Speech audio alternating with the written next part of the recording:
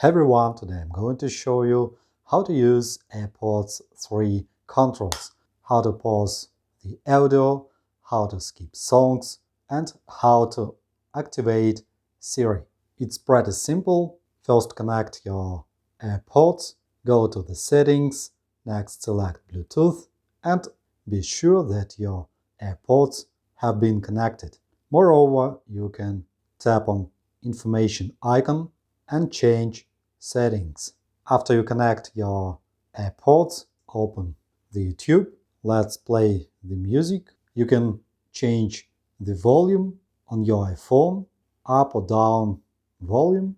And to pause the audio or video, press the leg of your AirPods once. Video has been stopped.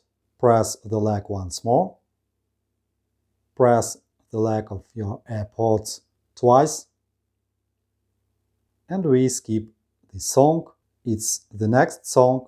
Press the leg of your AirPods 3 times. 1, 2, 3. And we have the previous song or audio. Long press. And we activate the Siri.